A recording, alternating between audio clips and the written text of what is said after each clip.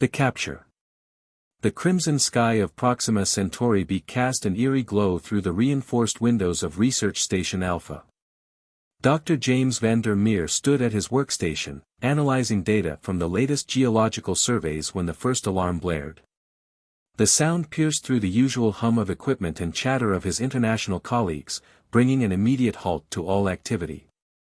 Unidentified objects entering atmosphere, the station's AI announced in its characteristically calm voice. Multiple signatures detected.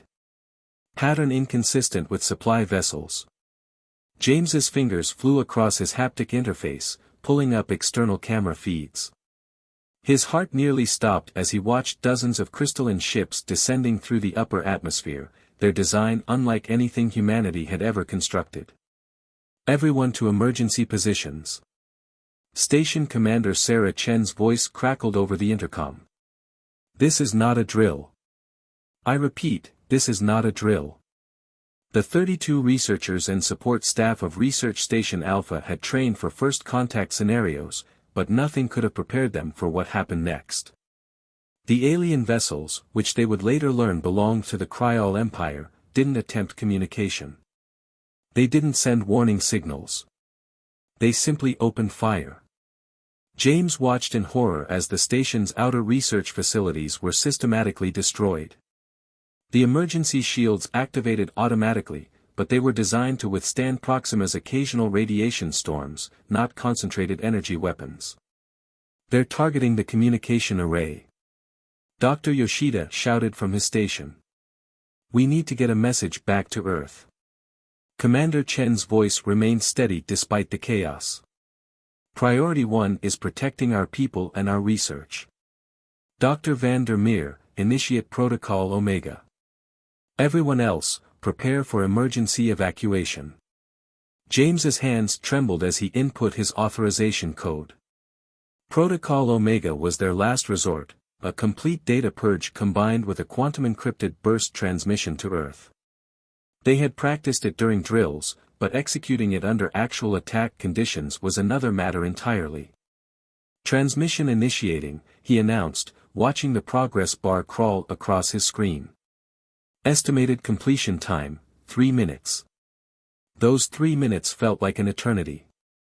The station shook with each impact, and James could hear the shields failing sector by sector. The air filled with the acrid smell of burning electronics and melted plasteel. James.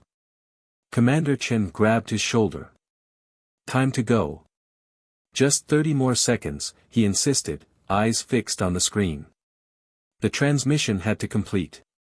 Everything they'd learned about this solar system, every discovery they'd made, it had to reach Earth. The alternative was unthinkable. The screen flashed green just as the main power failed. Emergency lighting bathed the control room in an otherworldly blue glow. James quickly initiated the data purge sequence and turned to follow Chen, but it was too late. The wall behind them exploded inward with a deafening crash. Through the breach stepped creatures that would haunt James's nightmares for years to come. They stood nearly 3 meters tall, their bodies covered in what appeared to be living crystal armor. Multiple compound eyes glowed with an inner light, and their limbs moved with an unsettling precision that spoke of both biological and mechanical components. Commander Chen drew her sidearm, standard issue for all senior staff, and opened fire. The bullets bounced harmlessly off the crystalline beings. One of them raised an appendage, and Chen simply ceased to exist, her body dissolving into its component atoms. James backed away, his mind racing. He had to survive. Had to warn others about what these beings were capable of. Had to. Something struck him from behind, and darkness claimed him. When James regained consciousness, he found himself in a containment cell aboard what he assumed was one of the alien vessels. His head throbbed, and his muscles screamed in protest as he tried to move. Through the transparent barrier of his cell, he could see other containers, all empty. The realization hit him like a physical blow, he was the only survivor. The memory of his colleagues' deaths threatened to overwhelm him, but James forced himself to focus. He was a scientist, trained to observe and analyze. Whatever these beings wanted from him, he would not make it easy for them. He began to systematically catalog everything he could about his surroundings, paying particular attention to the patterns of guard rotations and the technology they used to maintain his containment. Days passed, though without any reference to Earth time, James could only estimate. His captors provided sustenance, some form of nutrient gel that tasted like nothing he'd ever experienced but seemed to meet his basic needs.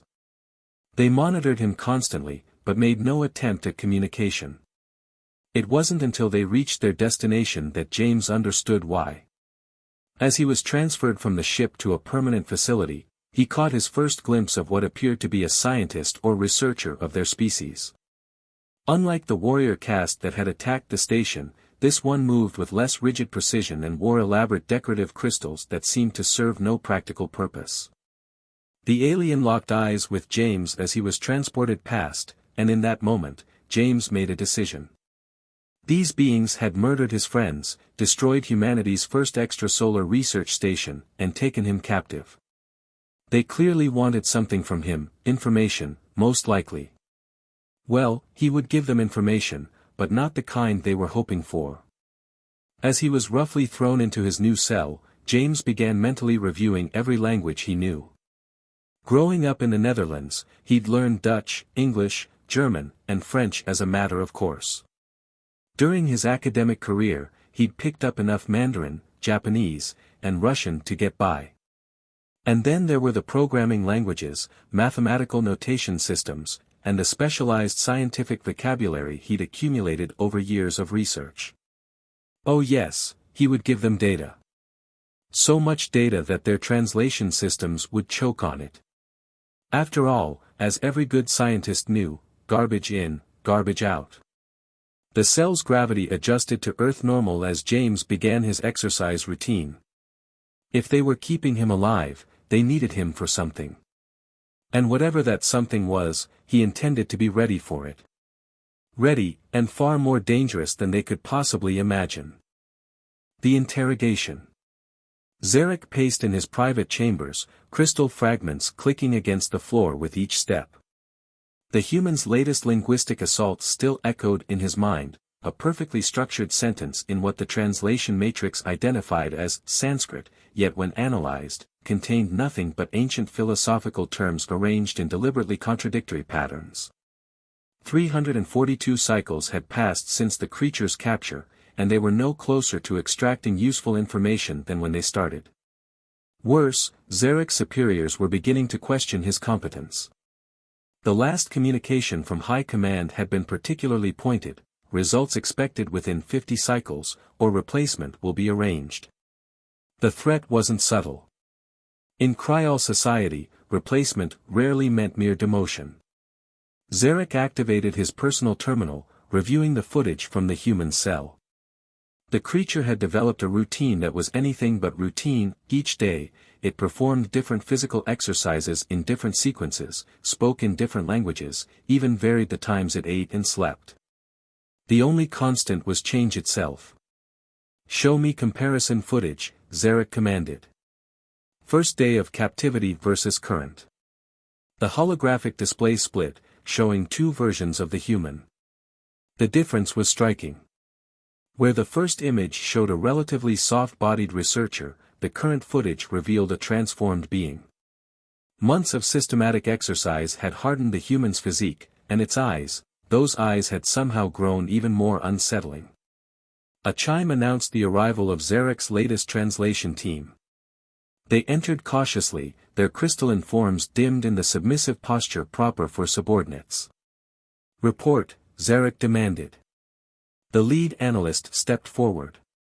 "Honored One, we have completed analysis of the human's last 17 communication attempts. We believe we have identified a pattern." Zarek's interest crystals brightened. "Explain." "The subject appears to be using a deliberate strategy of linguistic chaos. Each response is technically correct in whatever language it chooses to employ, but is constructed to create maximum confusion for translation systems. It switches not just between languages, but between different types of communication, technical jargon, philosophical concepts, mathematical proofs, and even what appear to be human entertainment references. And this helps us how? Zarek's tone caused the analyst to step back. It reveals intelligence, honored one. Strategic thinking. The human isn't simply being difficult, it's waging a sophisticated form of information warfare.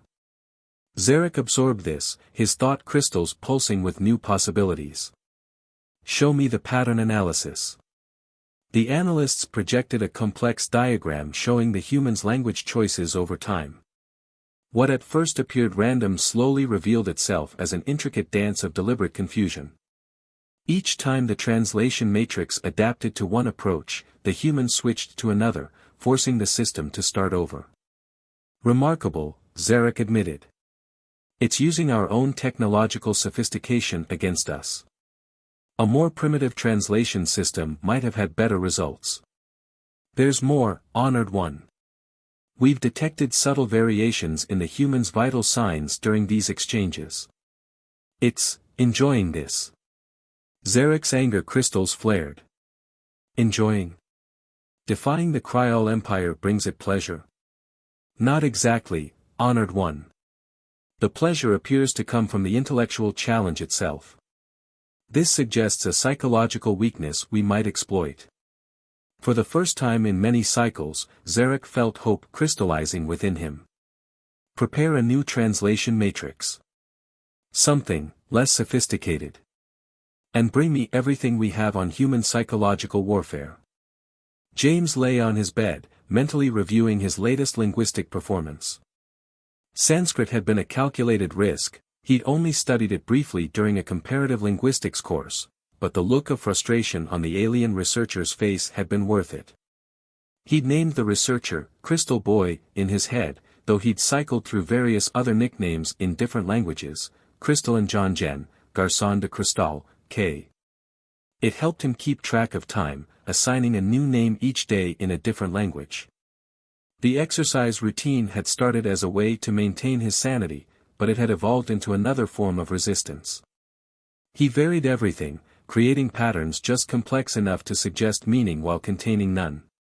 It was exhausting, but the mental discipline required helped him stay focused on his ultimate goal, revealing as little as possible about humanity while learning everything he could about his captors. And he had learned much. The Criol, as he discovered they were called, were a crystalline species with a rigid hierarchical society. Their technology was incredibly advanced, but it was also surprisingly inflexible. They relied heavily on perfect information and precise protocols. Ambiguity seemed to cause them physical discomfort. The door field flickered, announcing another visit. James sat up, already cycling through his mental catalogue of languages.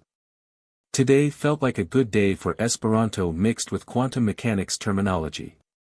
But something was different.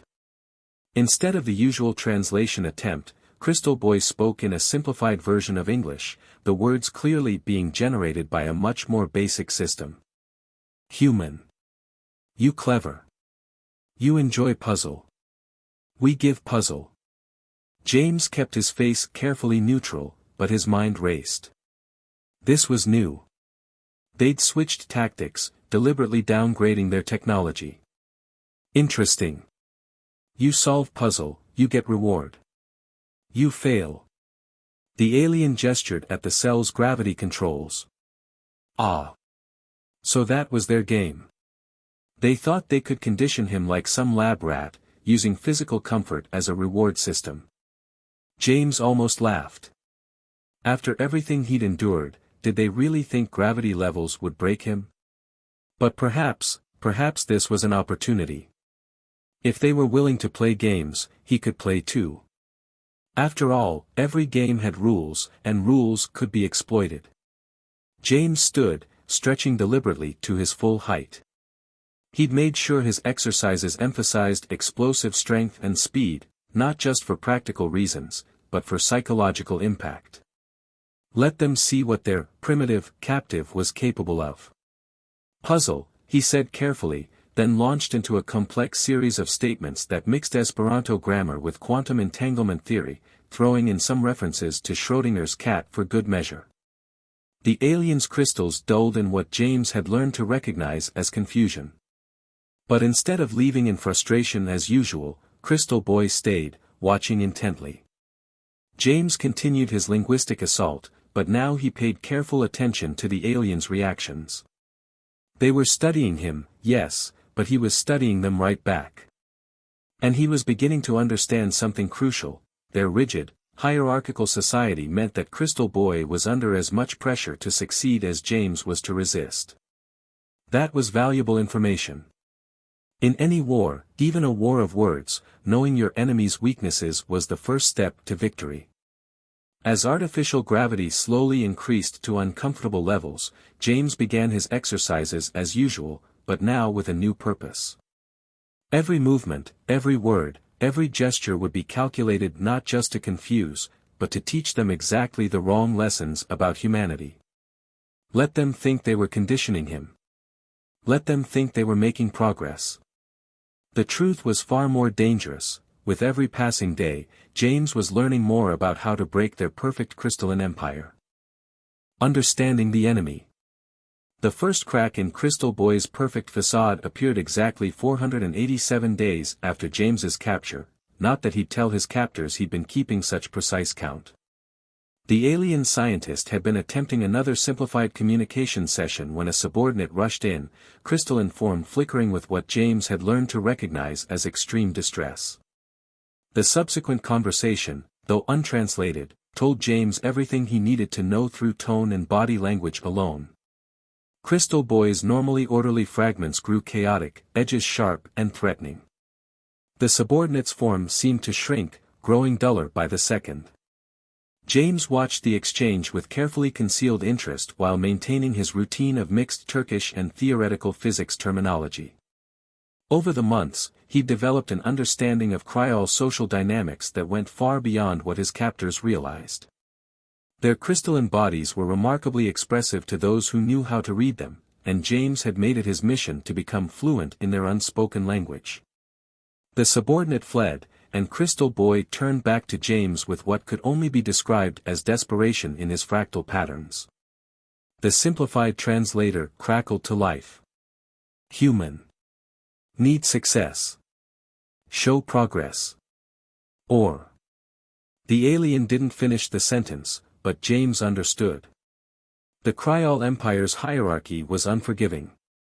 Crystal Boy's repeated failures to extract useful information were putting his position, and possibly his life, at risk. It was exactly the opening James had been waiting for. He switched to clear, precise English. Progress is relative. The alien's crystals flickered in surprise at the sudden clarity. James continued before the moment could pass. In human mathematics, we have a concept called chaos theory. Small changes, big effects.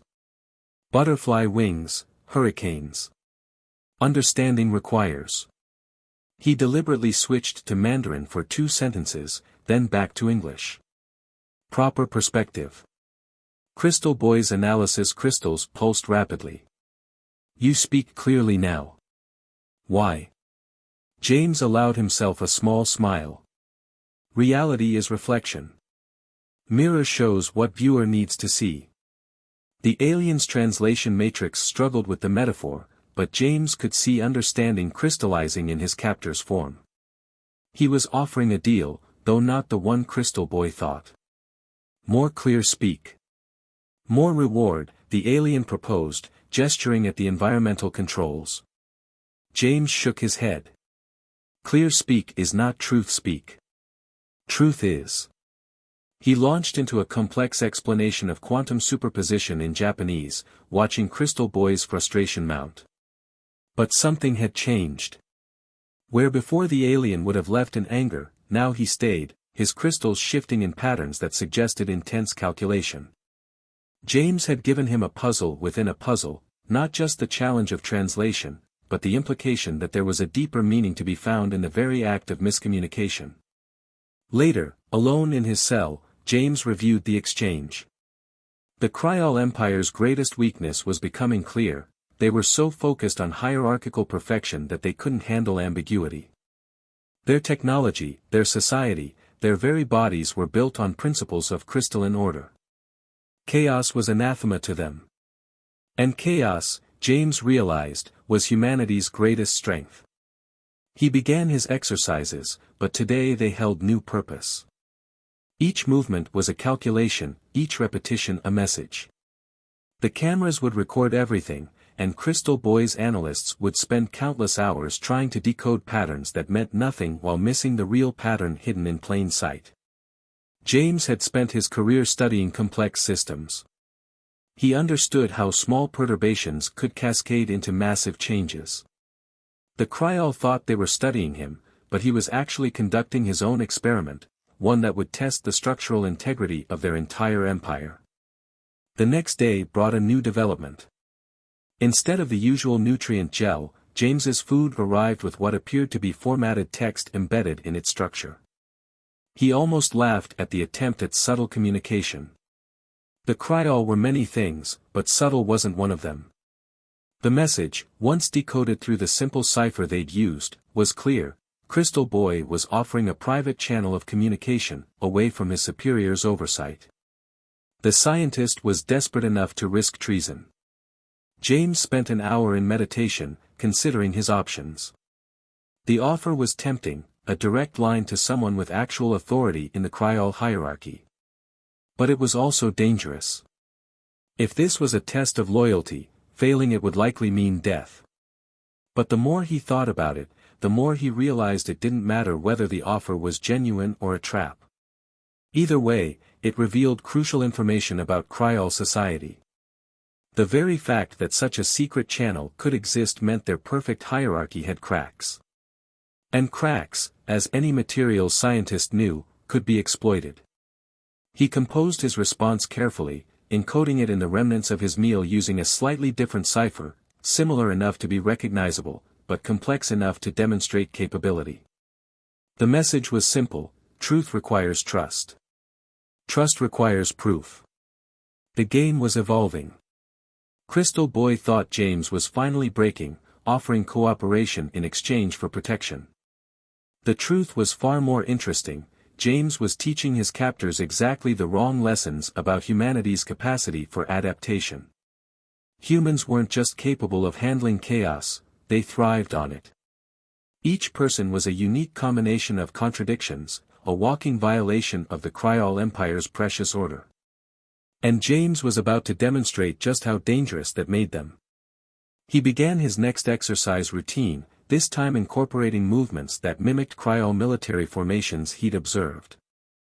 Let them think he was subconsciously adopting their patterns. Let them believe they were making progress in understanding the human psyche. The truth was far simpler and far more devastating: humans didn't need to be understood to be dangerous. They just needed to be underestimated. As James completed his routine, he allowed himself a genuine smile. Crystal Boy's desperation had revealed something crucial: the Criol Empire, for all its power, was afraid. They hadn't attacked the research station out of strength, but out of fear. Fear of the unknown, fear of chaos, fear of anything they couldn't categorize and control. And fear, as James knew all too well, made people, and empires, make mistakes. The resistance. The first sign that something had changed came in the form of increased security. James noticed it during his daily observation routine: 3 additional guard patrols, new scanning equipment at every junction, and a distinct nervousness in the crystalline forms of the facility's staff. Something had spooked the mighty Criol Empire.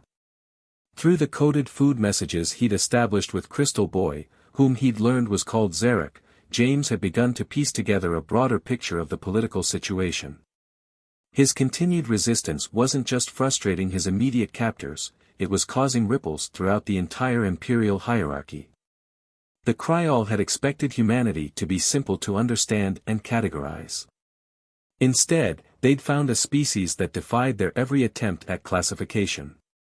Worse, their failure to extract useful information from a single human prisoner was making them question their superiority, a dangerous thing in a society built on absolute certainty. More human ships detected, Zarek's latest message revealed. Different tactics. Unpredictable patterns. High command concerned. James carefully encoded his response in his meal remnants. Chaos is pattern. Pattern is chaos. Understanding optional. He knew the message would frustrate Zarek, but that was the point. Every communication was a lesson in humanity's capacity for complexity. The fact that Zarek was now secretly sharing military information proved the lessons were having an effect. During his exercise routine that day, James incorporated a new element, movements that mimicked the guard patrol patterns, but with subtle variations that would show up on security recordings. Let them waste time analyzing that for hidden meaning. The real message was in what he didn't do.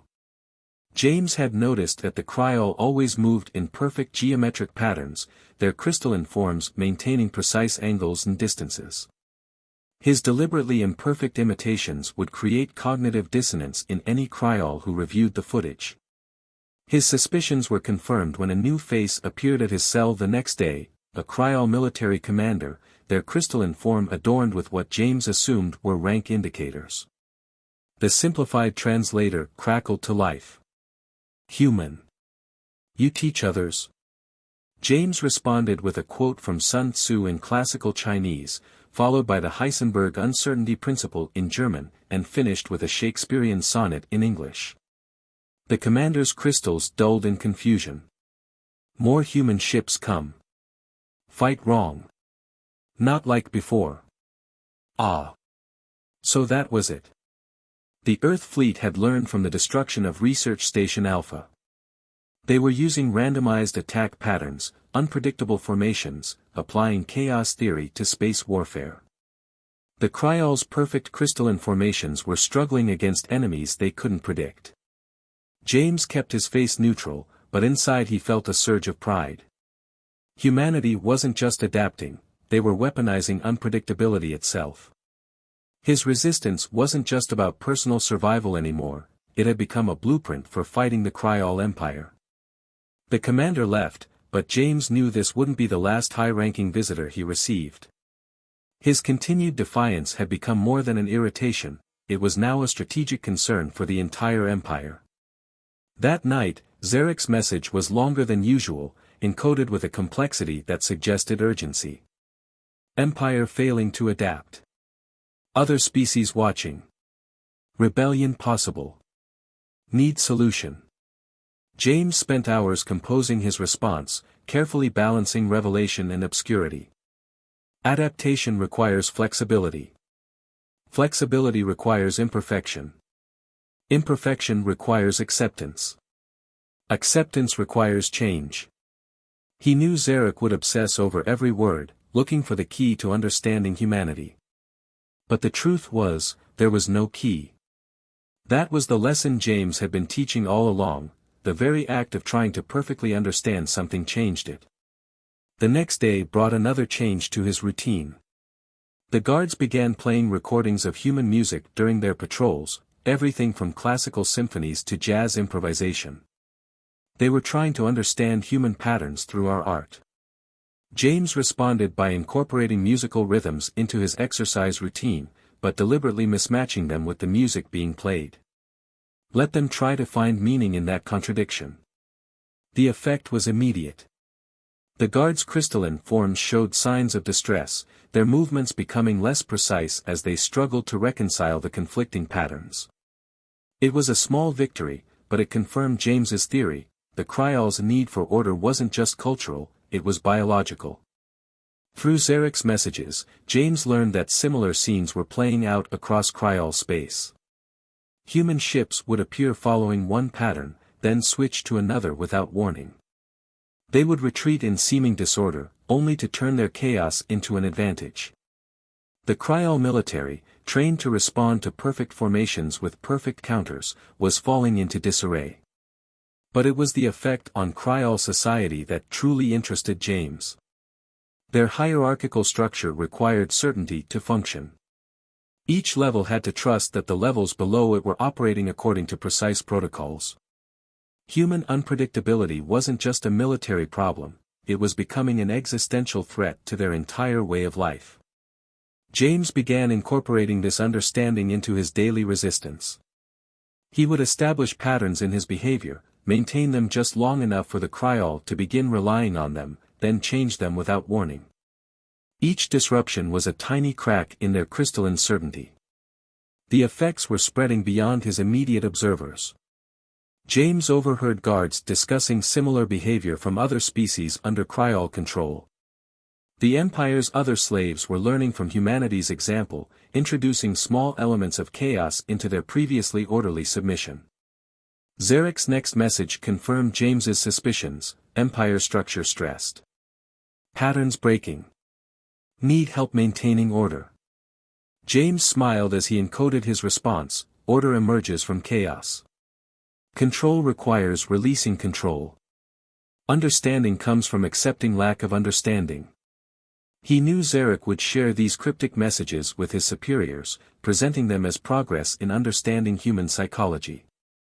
But the real progress was happening in the minds of every Criol who read them.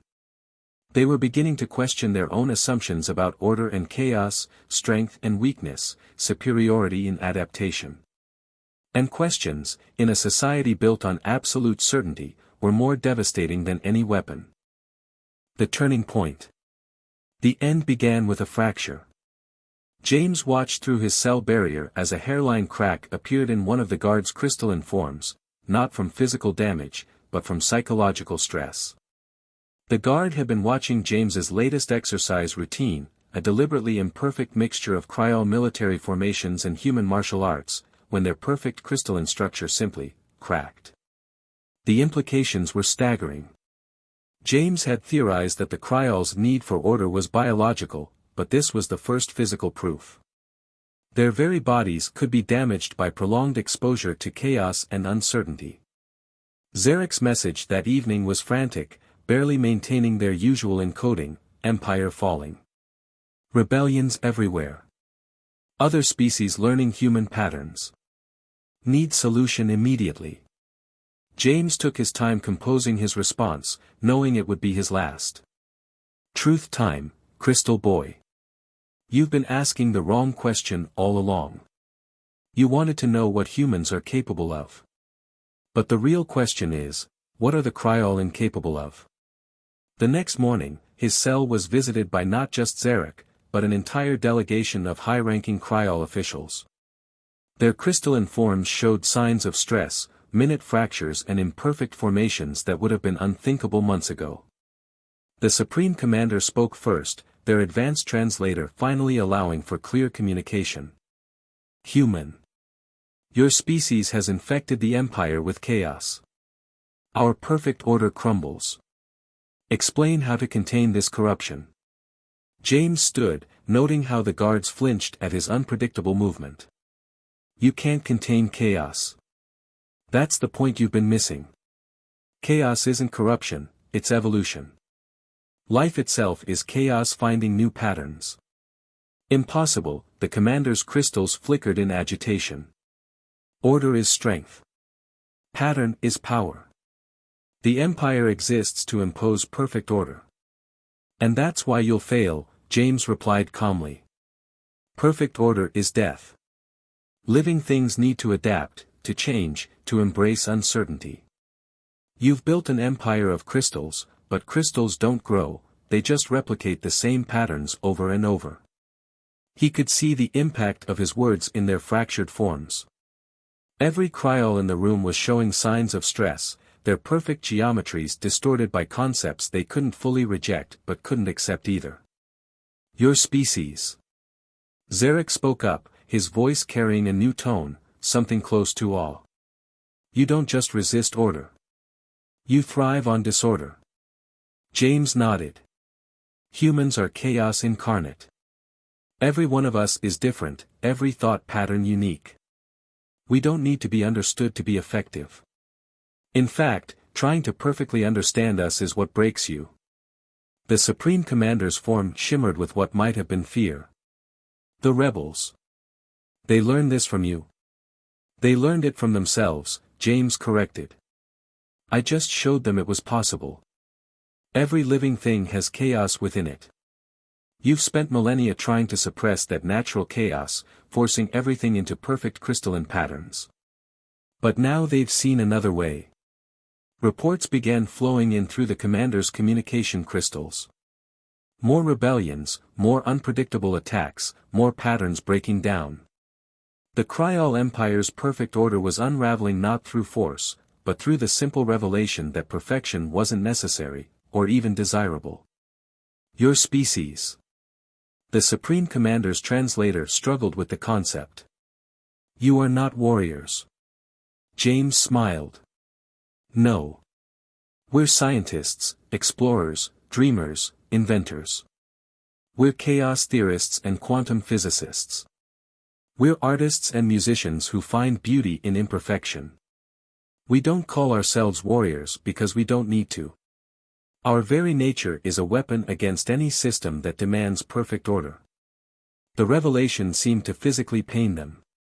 James watched as fractures spread through their crystalline forms, the weight of understanding finally breaking through their rigid certainty. Zarek stepped forward, his form showing the most extensive fracturing. I understand now. All this time, your resistance wasn't about protecting human secrets. It was the secret. Give the crystal a prize, James said, allowing himself a genuine smile for the first time in months. Every contradictory statement, every pattern broken, every expectation defied, it was all a lesson in what you're truly facing. Humanity isn't just another species to be categorized and controlled. We're entropy given consciousness, chaos with purpose.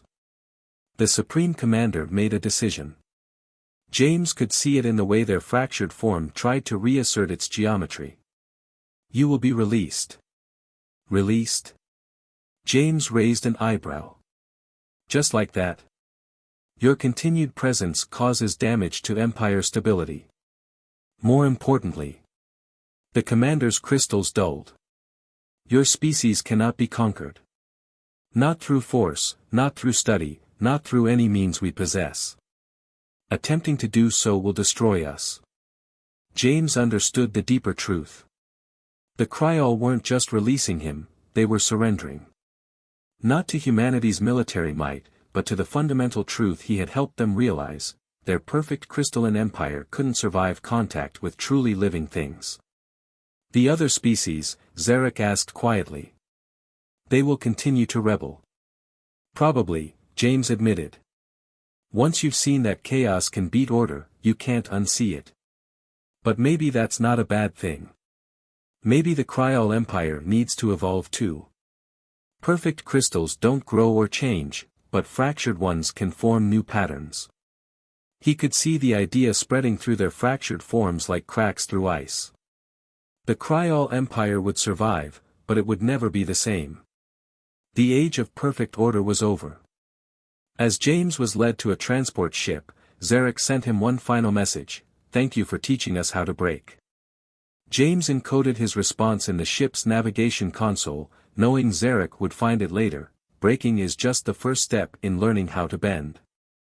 The ship lifted off, carrying him back toward Earth and a humanity that had learned its own lesson.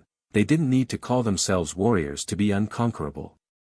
Their strength wasn't in their weapons or their technology, but in their fundamental nature as agents of creative chaos.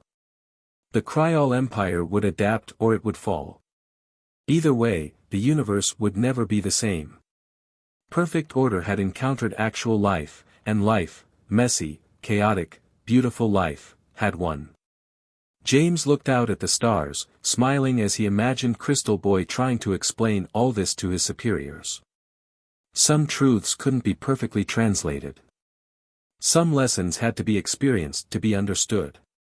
And sometimes, the most powerful resistance wasn't in fighting the enemy's strength, but in showing them their own weakness. The end.